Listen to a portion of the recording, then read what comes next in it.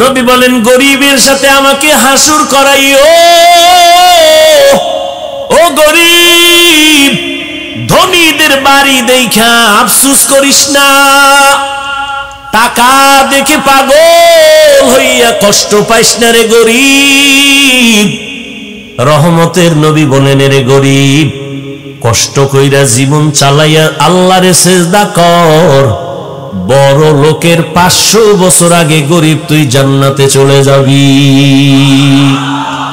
আতিনা ফি দারে দুনিয়া না হাসান, আতিনা ফি দারে উকবানা হাসান, ইয়া গিয়াসাল মুস্তাগীসিন ইহদিনা লিফতিখারা বিল উলুমে ওয়াল গিনা।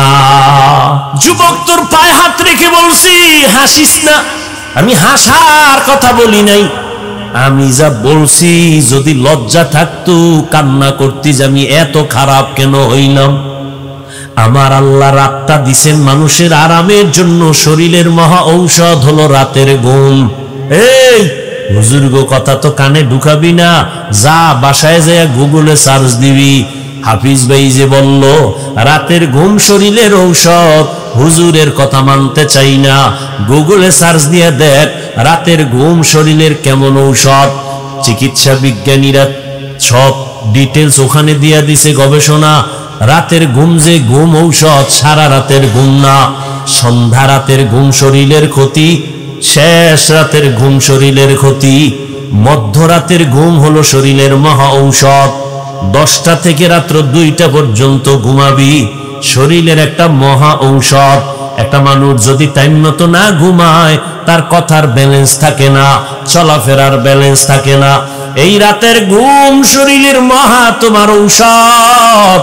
আল্লাহর দেয়া নেয়ামতের ঘুমটারে যারা নষ্ট করে সারা রাত কবিরা গুনাহ করে মোবাইলের দ্বারা কাটাও, তোর মরার আগেই বিছানায় পুরা কানবি, চোখের পানি মোছার কোনো আপন কাউকে পাবি না। এখনো তুই টের পাও না তোর যে পার্স গুলো দিন দিন নষ্ট হইতেছে, তোর খবর নাই। ডাক্তারের কাছে গিয়া একটু পরীক্ষা নে, আই হসপিটালে গিয়া দেখ 1 বছর আগের চোখের পাওয়ার এখন খানিকটা মাইনাস হয়ে গেছে। একটু পরীক্ষা করে দেখ, মাথা ব্যথা আগের তুলনায় বেড়ে গেছে, বুকে ব্যথা বেড়ে গেছে। ও আল্লাহর গোলাম, তোমার কিডনির উপরে এফেক্ট হচ্ছে। এই মোবাইলের দ্বারা আজ তোমার জীবন ধ্বংস, তোমার যৌবন ধ্বংস।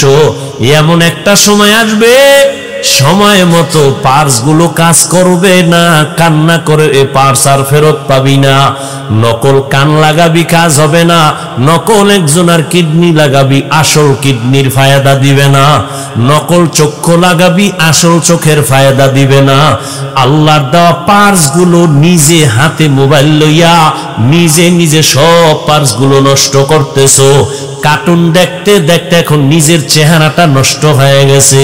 আমি যুবকের যদি বলি বাবা 40 বছর পর্যন্ত একটা যুবকের চেহারার উজ্জ্বলতা নষ্ট হবে না, এটা আল্লাহ নিজে ওইভাবে সিস্টেম করে বানাইছেন। কোনো মেডিসিন লাগবে না, কোনো পাউডার ক্রিম লাগবে না। 40 বছর চেহারাটা উজ্জ্বল থাকবে, দেখলে মায়া লাগবে। কিন্তু আমি যুবকের বলি, পায়ে ধইরা বলি, বেয়াদবি মাপ চাই, রাগ করিস না রে বাবা। বল তোর 25 বছরের চেহারা কেন নষ্ট হয়ে গেল? তোর চেহারার দিকে তাকাইলে কেন মায়া লাগে না? তোর চেহারার মধ্যে কেন উজ্জ্বলতা নাই?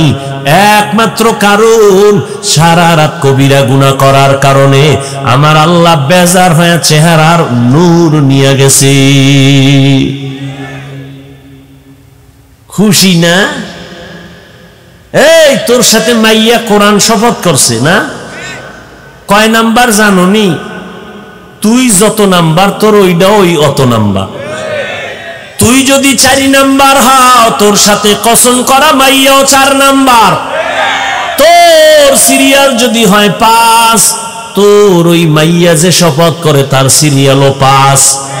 তুই যেমন 3 মাইয়ারে ধইরা ইজ্জত নষ্ট কইরা 5মটারে ধরছু, ওই মাইয়া 5টা ছেলের ইজ্জত নষ্ট করে 6ষ্ঠ নম্বরে তোরে ধরেছে। আল্লাহর জাতের কসম, তওবা যদি নসিব না হয়, মরার আগে জাহান্নাম কেমন, মরার আগে দেখবি বউ নামের জল্লাদ দিয়া। মরার আগে টের পাবি জাহান্নামটা কেমন ভয়ঙ্কর। ও যুবক, ভালো করে বুঝো, কয়দিন আর বাহাদুরি করো মা? তোমার মতোই তো যুবক জীবনে মাদ্রাসায় পড়ে নাই। সত্য কথার সাক্ষী দিও, জবান বন্ধ রাখিও না। আজকে তোমাকে বয়ান করতেছি, তোমার মতো যুবক জীবনে মাদ্রাসায় পড়ে নাই, স্কুল কলেজে পড়িয়া বলো 5 বেলার নামাজ পড়ে, সত্য কথাটা স্বীকার করো, আছে না নাই? আমি তোমার পায়ে হাত রেখে বিনয়ের সাথে বলি, তুমি একটু তোমার বিবেকটাকে প্রশ্ন করো, তুমি কেন নামাজ পড়তে পারো না? রাস্তায় গাড়ি চালায় কত যুবক, আজান হয়েছে, গাড়ি বন্ধ করে মসজিদে গিয়া নামাজে দাঁড়ায় গেল। বলো বাবা, তুমি কেন নামাজ পড়তে পারো না? তোমার মতো যুবক তাকায় দেখো, নদীর মধ্যে মাছ ধরে নৌকায় বসে নামাজ পড়ে নেয়, ছাড়ে না। মনে মনে জিজ্ঞাসা করো, তুমি কেন পারো না? তোমার মতো যুবক ব্যবসা করে, চাকরি করে, 5 বেলার নামাজ পড়ে, তুমি কেন পারো না? জমিনের মধ্যে কৃষি কাজ করে, নামাজ ছাড়ে না, তুমি কেন পারো না রে বাবা? আল্লাহর কোরআনটা কি আসলে মিথ্যা মনে করছো? যদি বলো হ্যাঁ, তো একটা ভুল আমারে বাইর করিয়া দেখায়, এখন আমি দাড়ি কেটে ফেলবো। আল্লাহর কসম, এখন যদি আল্লাহর কোরআনে একটা ভুল দেখাইতে পারো, আমি এখন প্যান্ট শার্ট টাই লাগায়া দাড়ি কাইটা রাস্তায় নাচ গানে নেমে যাব, কোরআন শরীফ গুলো জ্বালায় দিব, আল্লাহর বিরুদ্ধে কথা বলবো। তুই কেন 1500 বছর পর্যন্ত তোর থেকে হাজার হাজার কোটি গুণ পণ্ডিতেরাও অপচেষ্টা কম করে নাই?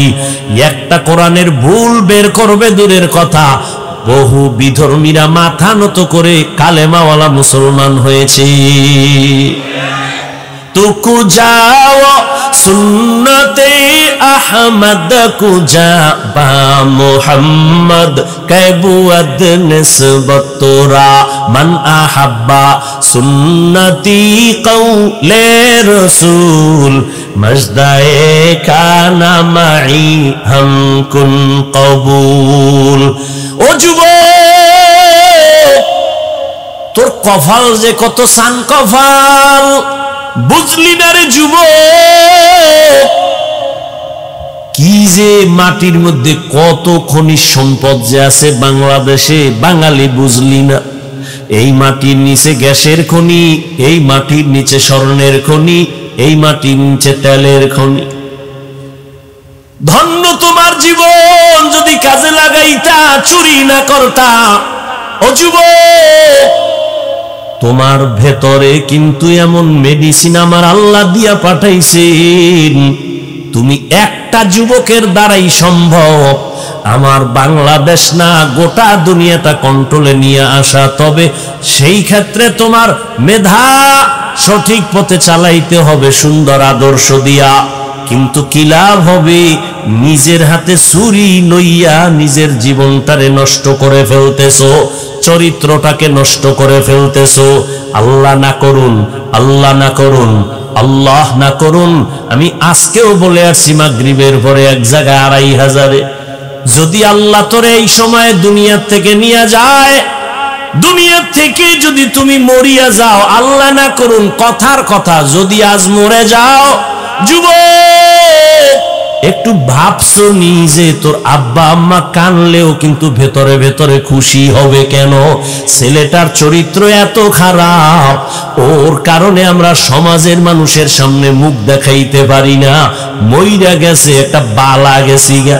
একটু চিন্তা কর, তোর কপালটা এত খারাপ কেন যে তুই মইরা গেলে তোর মা বাপ খুশি হবে, তুই মরে গেলে ইমাম সাহেব খুশি, কারণ তার সাথে আচরণ ভালো করো নাই।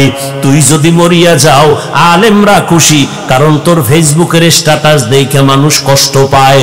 তুই মইরা গেলে তোর বন্ধুটা পর্যন্ত খুশি, কারণ তুই বন্ধুর সাথে ব্যবহার ভালো করো না। একটু বালিশে মাথা লাগাইয়া চিন্তা করিস, কুত্তা শুয়ারের আল্লাহ পাক চিন্তা করার মতো মেধা দেন নাই, ভালো মন্দ যাচাইয়ের মেধা মানুষকে দিছেন।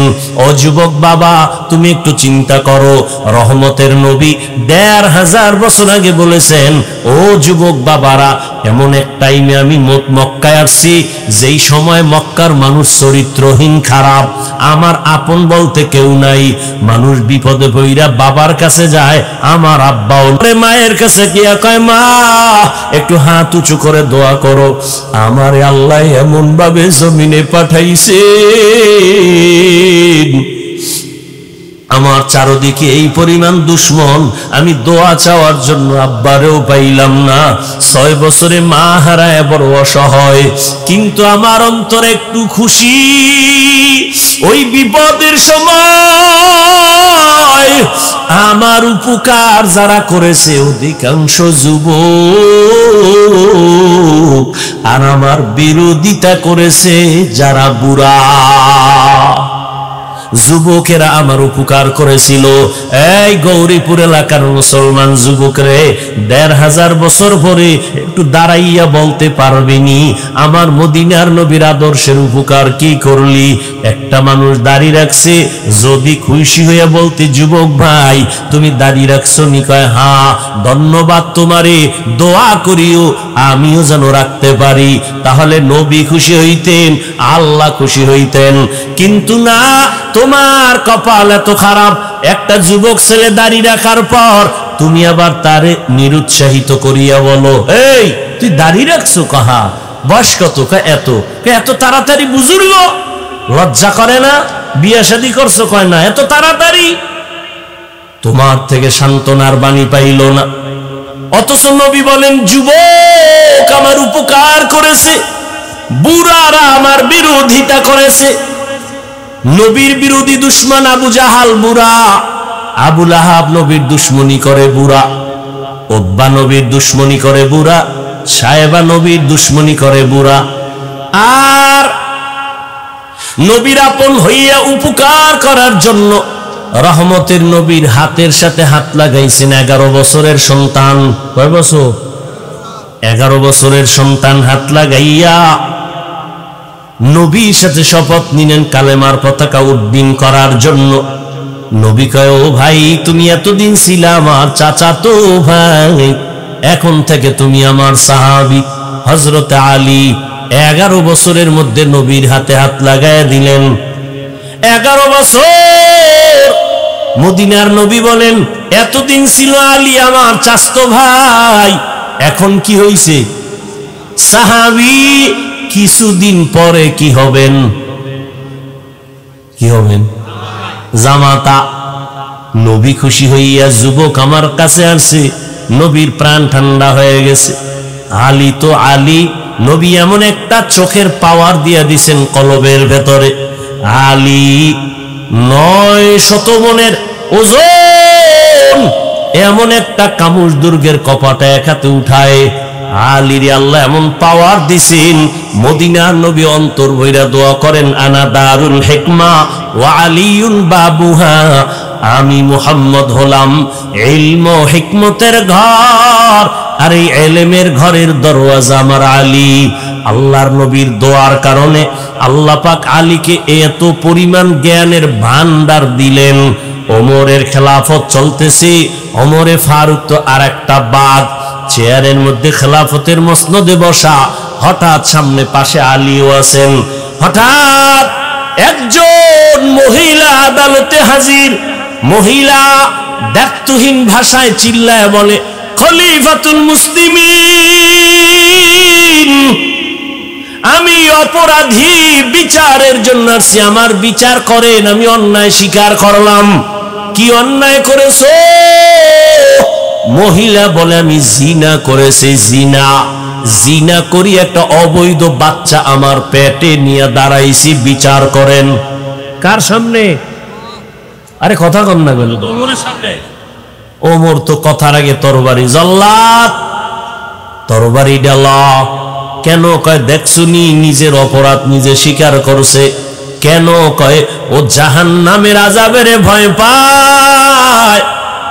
ও আল্লাহর বান্দি বলে, আমি দুনিয়ার শাস্তি মাথা পেতে নিব, কিন্তু পরকালে আল্লাহর আযাব নিতে পারবো না।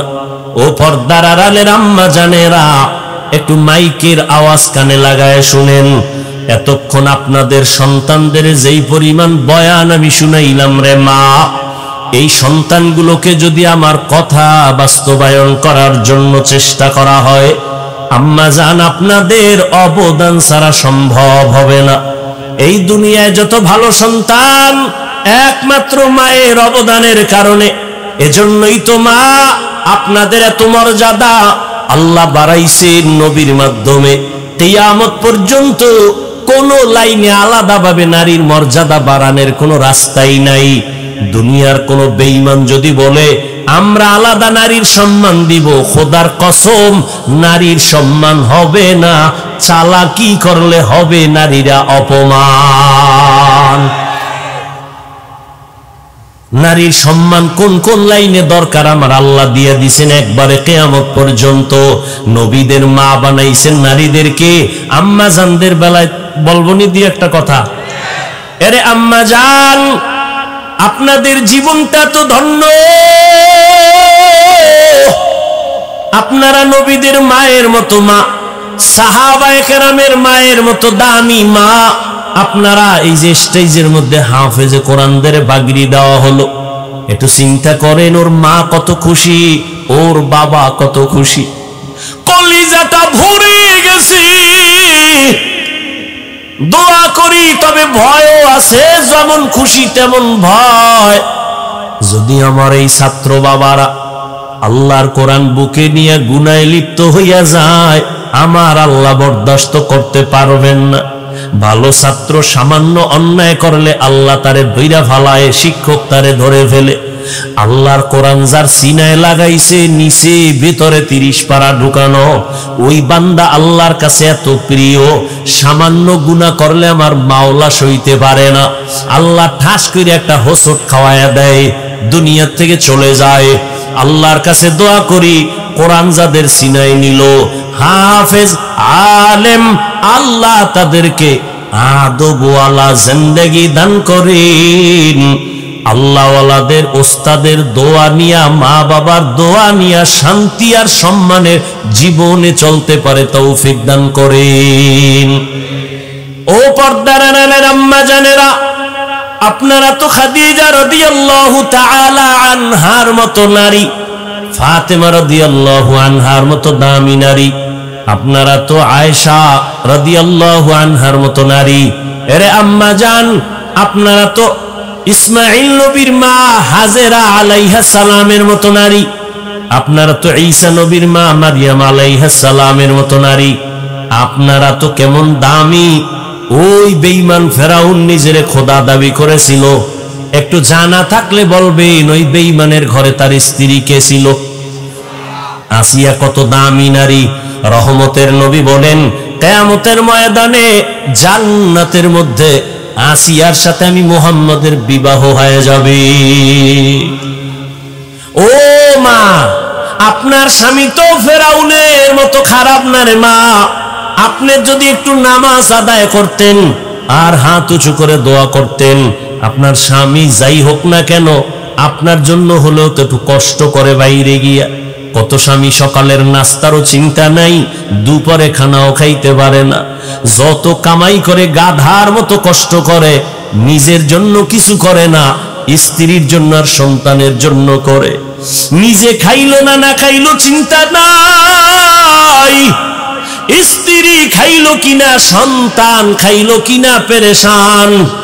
ঈদের বাজারে স্ত্রীর জন্য জামা কাপড় কিনে, সন্তানের জন্য কিনে, কিন্তু নিজের জন্য টেনশন নেই।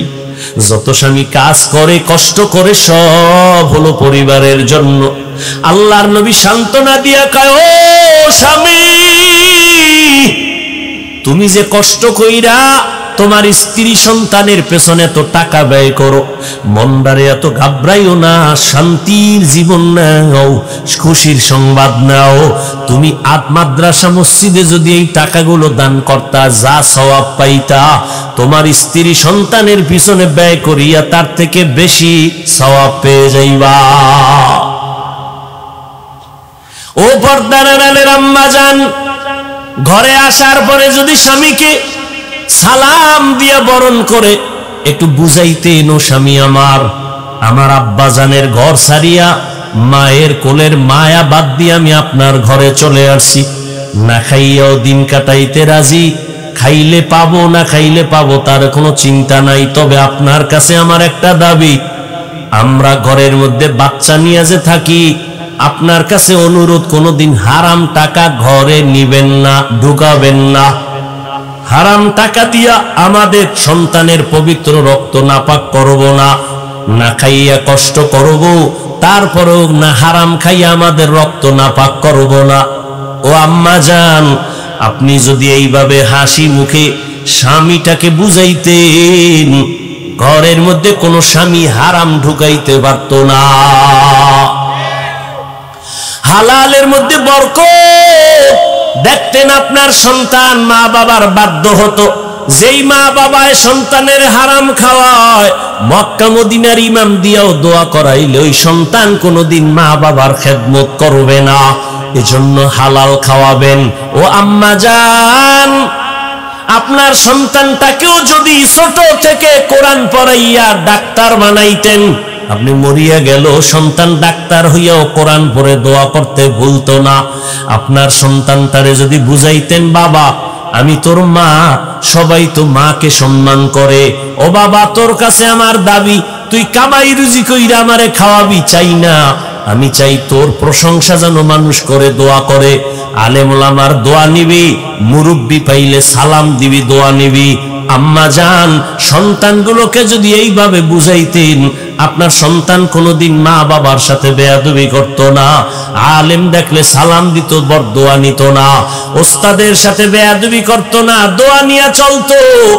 আপনার কপাল খুলতো, সন্তানের জীবনটা উজ্জ্বল হয়ে যাইত। ও আমার মা বোনেরা, আপনাদের মতো কত মা এখনো আছে, নামাজ পড়ে, পর্দা করে, স্বামীর মালের খেয়ালত করে না। ও বোনেরা, আপনাদের মতো কত বোন আছে, লেখাপড়া করে, নামাজ পড়ে, মোবাইলে সময় নষ্ট করে না, চরিত্র নষ্ট করে না। একটা মানুষের অমূল্য ধন চরিত্র, চরিত্র নষ্ট হয়ে গেলে মানুষটার কোনো মূল্য থাকে না। এ আল্লাহর বান্দারা, এখনো যদি যারা এই গুনায় লিপ্ত, চরিত্র নষ্ট, তওবার দরজা খোলা। আল্লাহর ইবাদতের জন্য এখনো সময় দিতে পারো না রে যুবক। ইবাদত বড় দামি একটা সম্পদ। আমার নবীকে আমার আল্লাহ মেরাজের বেলায় আব্দ শব্দ বলে ইশারা করলেন। তিনটা কারণে নবীকে আল্লাহ আব্দ শব্দ বলেছেন মেরাজের ঘটনার শুরুতে। নবীকে আল্লাহ বান্দা বলিয়া বুঝাইছেন। বেঈমান নাস্তিকেরা ওরা নবীর মেরাজটা সরাসরি বিশ্বাস করে না। আমি আব্দ শব্দ দিয়া বুঝাইলাম, বান্দা শুধু রুহের নাম না, বান্দা শুধু দেহের নাম না। রুহু আর দেহটার দোনোটার সংমিশ্রণে হয় একটা মানুষ, একটা বান্দা। অতএব আমি আমার বান্দারে যে মেরাজ করাইছি, এই কথাটাই প্রমাণ আমার নবীর মেরাজ স্বপ্ন যোগে হয় নাই, সরাসরি হয়েছে। দ্বিতীয় আব্দ বলার কারণ হলো, আব্দ মানে বান্দা, বান্দার সাথে আল্লাহর সম্পর্কের নাম ইবাদত। ইবাদত যে করে তার নাম আব্দ, যার ইবাদত করে তিনি মাবুদ। আমার নবী পৃথিবীতে যত মুমিন মুসলমান ইবাদত করে, এর থেকে শ্রেষ্ঠ ইবাদত করনেওয়ালা হলেন আমার নবী। আমার নবীর চাইতে ইবাদত করনেওয়ালা কেউ আছে? আম্মা জান আয়েশা রাদিয়াল্লাহু তাআলা আনহাকে কে সাহাবায়ে কেরাম জিজ্ঞেস করলেন, নবীজির আশ্চর্য ধরনের কোন ঘটনা আছে শুনাইবেননি? আম্মা জান বলেন, নবীজির আশ্চর্য নাই বলতে কি ঘটনা আছে? সবই তো আশ্চর্য। নবীর এমন কোন ঘটনা নাই যেটা আশ্চর্য না, আচমকা না, অলৌকিক না। ও নবীর আশিক, ও যুবক, ইবাদতের লাইনে আমরা টুপি পরছি, আল্লাহর মোহাব্বতে নবীর তরিকায় দাঁড়িয়ে রাখছি। ও শিক্ষিত আমার যুবক বাবারা, একটু বলবানি সাহস থাকলে বলো, তোমরা নবীর আদর্শ জবাই কইরা কত উপরে উঠছো, আর আমরা নবীর আদর্শ মানতে গিয়া কত নিচে নামছি বলো। তুমি পারবা না, আমার থেকে শুনে নাও। যদি ভুল বলি তুমি দাঁড়াইয়া লোকমা দিও। আমরা আলহামদুলিল্লাহ, তোমরা 3 বেলা খাও আলহামদুলিল্লাহ। আমরা নবীর আদর্শ ঠিক রাইখা 3 বেলা খাই না, 5 বেলা খাই। তুমি নবীর আদর্শ জবাই কইরা রাতে ঘুমাও, আমরা নবীর আদর্শ ঠিক রাইখাও রাতে ঘুমাই। তুমি নবীর আদর্শ বাদ দিয়া দেশ বিদেশ স্বাধীনভাবে ঘুরো, আমরা নবীর আদর্শ ঠিক রাইখা স্বাধীনভাবে ঘুরি। কই সালাম দিলে তো মানুষ আমাদেরই দেয়, কলিজা দিয়া দোয়া করে, আমরা পিওর খানা খাই। ও আল্লাহর বান্দারা, বুঝাবার জন্য বলছি, কেন তুমি নবীর আদর্শের মালা গলায় পরবা না? একটু আমাকে বলো, নবীজির আদর্শ থেকে দামি আদর্শ আর কারো কাছে আছে? যুবকেরা ঘুমাও, এই তোদের জন্য 2 মিনিট কথা বলতেছি, শুধু তোদের জন্য। খেয়াল কর, নবীজির আদর্শ থেকে আরো ভালো কোনো আদর্শ কারো কাছে আছে? যদি কেউ বলো যে হ্যাঁ আছে, শেখ মুজিবুর রহমান সাহেবের আদর্শ নবীর থেকে ভালো, আমি নবীরটা বাদ দিয়া তারটা নিব, পারবি? যদি বলতে পারো জিয়াউর রহমান সাহেবের আদর্শ নবীজির থেকে ভালো, তাহলে নবীরটা বাদ দিয়ে দিব, পারবা? পারবা না। এক কথায় জবাব, পৃথিবীর সবার আদর্শ নাপাক, মদিনার আদর্শই পাক। এবার আমাকে বলো, নবীর রেখে যাওয়া সুন্নতের আদর্শ পালন করবে হিন্দু, বৌদ্ধ, ইহুদি, খ্রিস্টান, কারা? কোন দেশের? শুধু কুমিল্লা ছাড়া। ও যুবক, নবীর আদর্শ মানবে সব মুসলমান, কিন্তু তুমি কেন নামাজ পড়ো না বলো? তুমি নবীর আদর্শে টুপি কেন পরো না? নবীর আদর্শে কেন তুমি মা বাবারে সালাম দাও না? কেন তুমি মা বাবার সাথে বেয়াদবি করো? কেন তুমি শিক্ষকের সাথে বেয়াদবি করো? আমি তোমাকে ডাক্তার হওয়ার জন্য দোয়া করি। ও যুবক, লেখাপড়া করে ডাক্তার হও, ইঞ্জিনিয়ার হও, প্রফেসর হও, তবে বেয়াদব হইবে না রে বাবা। তোমার আচরণে যেন কেউ কষ্ট না পায়। যেই সফলতার আদর্শবান ডাক্তার যদি হতে চাও, দোয়া লাগবে, দোয়া। দোয়া ছাড়া সম্ভব না। এলেমের মাস্তানিতে এই চেয়ারে বসে বয়ান করা যায় না, দোয়া আছে, দোয়া মা বাবার দোয়া। দ্বিতীয় দোয়ার পুঁজি শিক্ষকের দোয়া। আমার আব্বা আম্মা আমার এই চেয়ারে বসানোর ক্ষেত্রে দোয়া করছেন ঠিক, কিন্তু আপনাদের সামনে বয়ান আমার আব্বা আম্মা শিখান নাই, আমারে ধৈরা ধৈরা বয়ান শিখাইছেন আমার শিক্ষক। অতএব আমার দোয়ার বড় সফলতার প্রথম পুঁজি আব্বা আম্মার দোয়া। যুবক, ভালো করে মনে রাখিস, তোমার জীবনের সফলতার দোয়া দ্বিতীয় শিক্ষকের দোয়া, তৃতীয় মুরব্বী উলামায়ে কেরামের দোয়া। ও যুবক, তাদের বরদোয়া নিবা না। যেমন তাদের দোয়া সফলতা, তাদের বরদোয়াও কিন্তু একটা আগুন। শিক্ষকের বরদোয়া একটা আগুন, উলামায়ে কেরামের বরদোয়া আগুন। অতএব বাবা, দোয়া নাও, মা বাবার জীবনটা সফল হবে।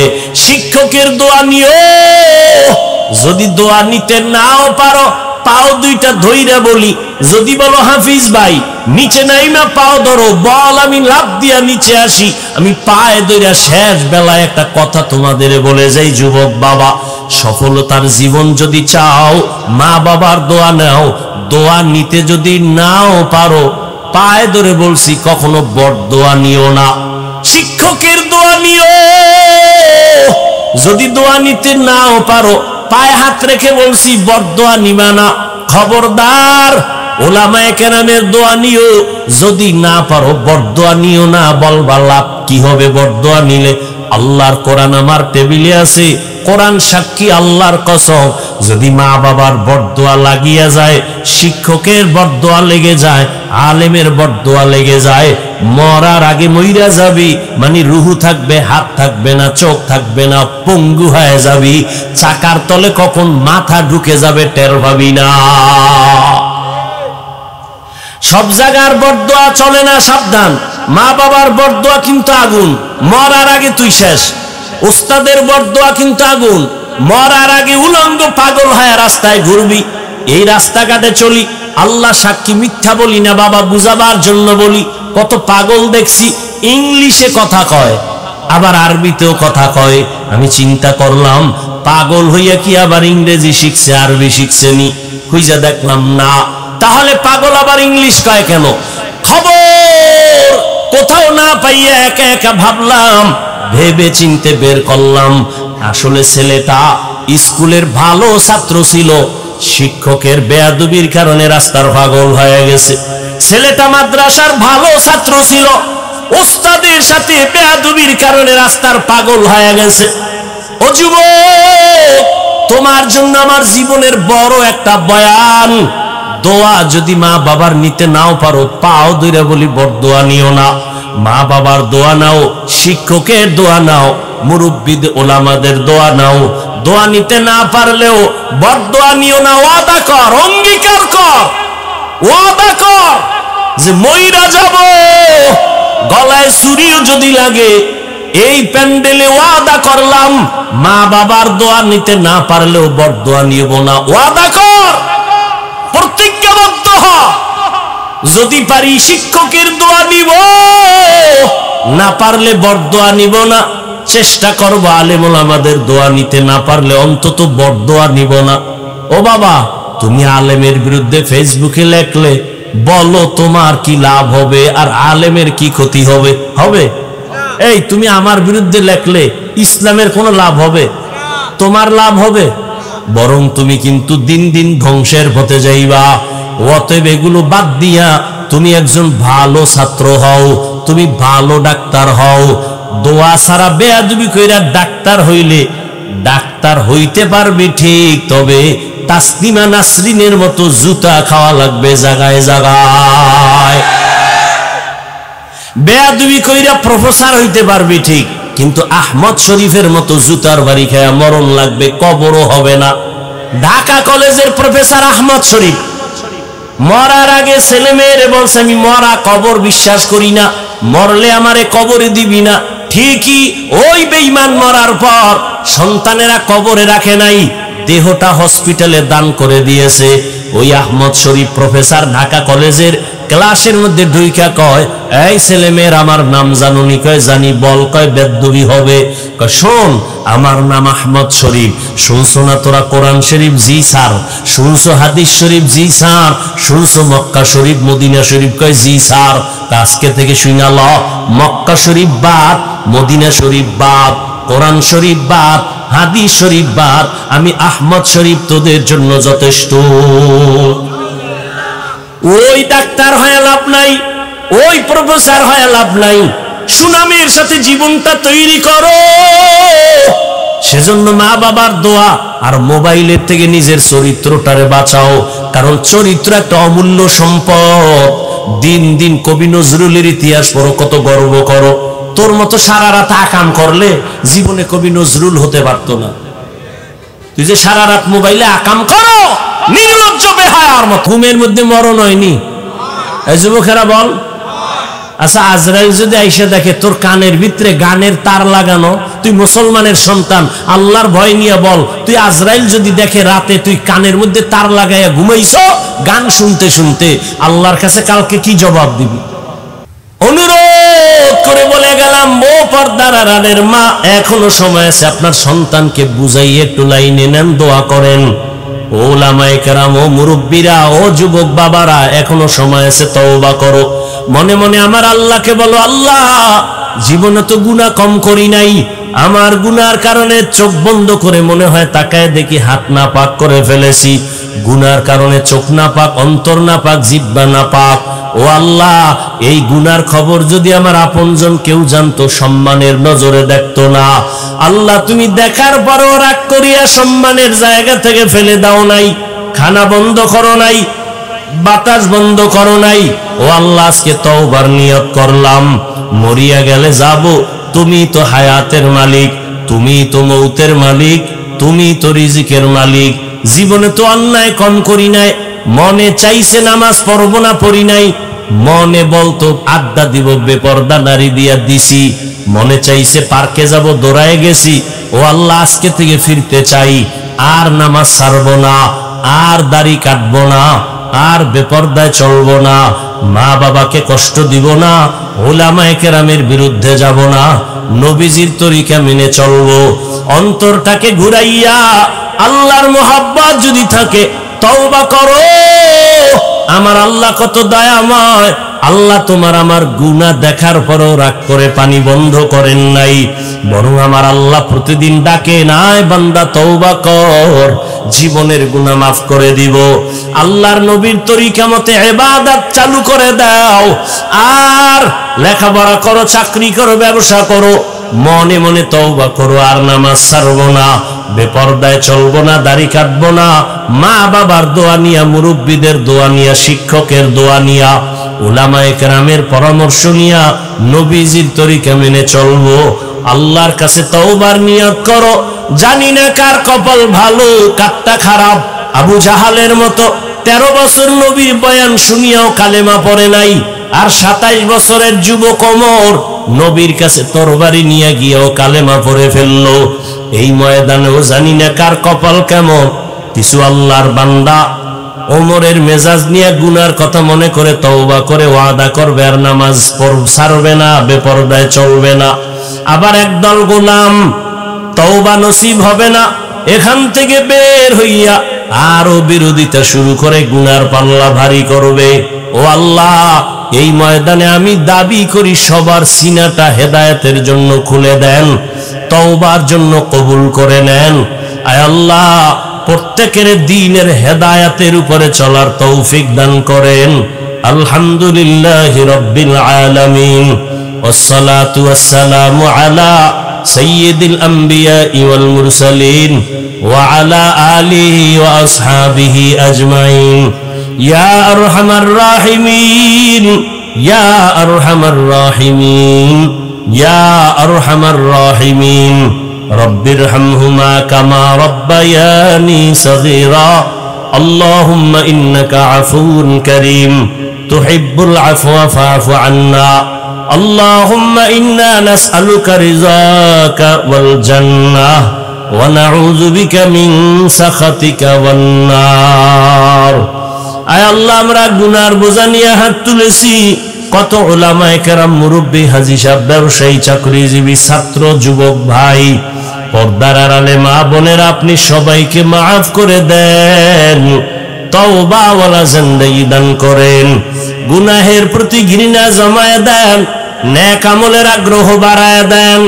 আয় আল্লাহ, এ মাহফিল কবুল করে নেন, মাদ্রাসা কবুল করে নেন, আসাতেজায়ে কেরাম, তালিবুল ইলমদের কবুল করে নেন।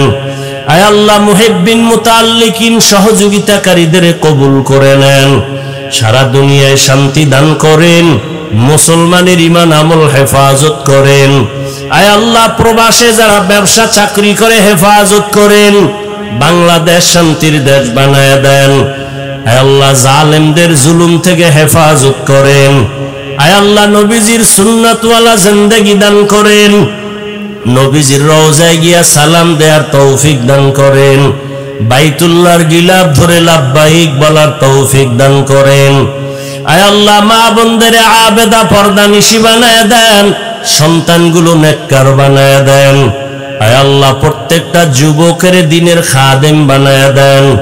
মোবাইলের গুনাহের থেকে হেফাজত করেন, মোবাইলের গুনাহের থেকে হেফাজত করেন, মোবাইলের গুনাহের থেকে হেফাজত করেন।